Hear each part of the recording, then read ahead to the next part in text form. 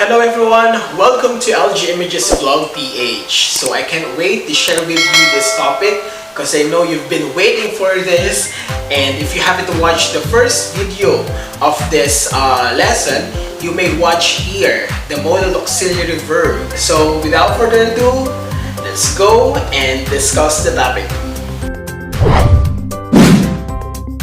Verbs are basically the most important part of a sentence. It could easily be the most essential part of the English language because without verb, there will be no sentence. In today's discussion, we will be focusing on the different kinds of pastime modal verbs and how will you apply it in your day-to-day conversation. Let's have first a review. What is modal verb? Modal verb is used to express different functions like ability, possibility, permission, request, suggestion, prohibition, and a lot more. And that's why it is called as a special helping verb because of those functions and modalities that a usual verb doesn't have. Now that we are done with the single modal verb, we will be focusing now on the pastime modal verb. These are the words could have, would have, and should have. But I would suggest you and encourage you to use and contract these words from could have to could, from would have to would have, and from should have to should have. That's great. Now let's talk about imaginary past. What is imaginary past? You are imagining a different version from the past. You are asking yourself questions like, what if I work a bit harder and pass the exam? What if I had taken that job and moved to Manila? This is the perfect time for you to use pastime modal verb could have, would have, and should have to talk about things in the past or to talk about imaginary past and regrets. Now let's try to complete those examples given a while ago using imaginary past and of course the pastime modal verb. Number 1. What if I had worked a bit harder and passed the exam? Probably I could have gotten a better job. Number 2. What if I had taken that job and moved to Manila?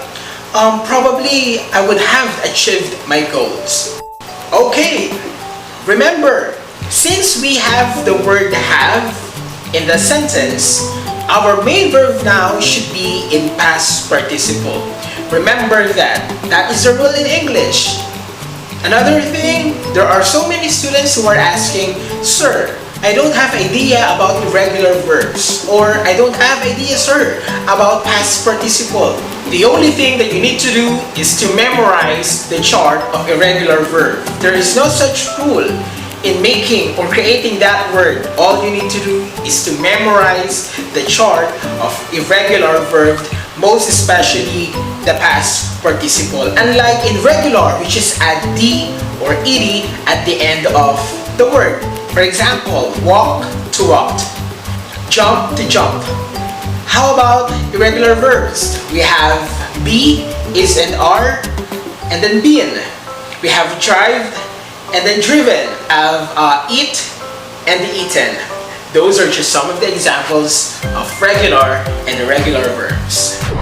What is pastime modal verb? It is used hypothetically to talk about things in the past that didn't really happen. The pattern for creating a sentence using pastime modal verb is subject, modal verb in the past would, could, and should, plus auxiliary verb have, plus the verb in past participle. Now let's begin with our first pastime modal verb, and that is could have. When do we use could have? It is used to talk about imaginary in the past, and if you want to talk about possibilities and chances which you didn't have in reality. Okay, let's have an example. If I had had more time, I could have finished everything. If I could just have more time working on that particular project or whatever it is, I could have finished everything. Exactly. Okay, I'll give you one example for possibility and chances. He could have won the game if he didn't slip at the start. See, chances are, possibilities are that he could win the game if he didn't slip at the start. Make sure that you are creating two sentences in one. The one with pastime modal verb and the other one with the past event, using the conjunction if or when or before or whatever conjunction you wish to use. We also use could have to talk about things that we are not sure in the past. Let's say, for example, I've lost my keys. I could have left them at work. In this example, you are unsure about something that happened in the past. You use could have to make a guess about what happened, and that is the use of the modal verb could have to talk about possibilities, chances, or regrets. And now let's proceed to the second pastime modal verb, and this is should have. Should have is similar to the modal verb that could have, but you can see it in a wider variety of ways. Aside from that, we also use should have to talk about or to express something that you would have done if certain conditions were met. Pastime modal verb should have is also used to give advice and suggestions in the past. Try to look at these examples. You should have gotten a better grades if you studied harder. That's a piece of advice from a friend. That is the use of should have to give a suggestion or an advice in the past. Do not forget the pattern: subject, modal verb in the past, would, should, and could, plus the auxiliary verb and the verb in past participle. Now, let's talk about regrets. I should have told her that I loved her before she left. If I could have time to talk with her, but since I didn't try, I regret. Before we proceed to the last pastime modal verb, I'll give you one more example. I should have said that. I'm so sorry. In that statement, you are admitting that you made a wrong choice, and there you regret it. That is the use of should have. Please take note of that. We use would have to imagine a result in the past if things were different. Another thing that you need to remember, should have is more certain than could have. Now let's use this example.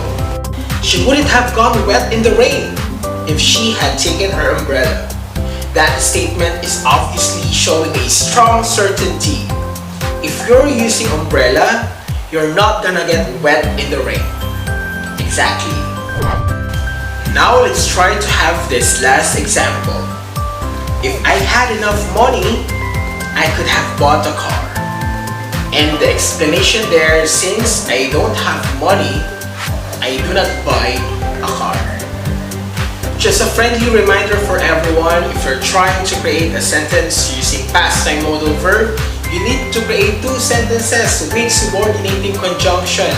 One with a situation that is already done in the past, and the other one is with a regret. Do not forget the subordinating conjunction for you to connect the two sentences in one. And that's it. That's the end of our lesson for today. If you want to suggest a lesson, just comment down below. And do not forget to subscribe and share this video to your friends. See you next time. Goodbye.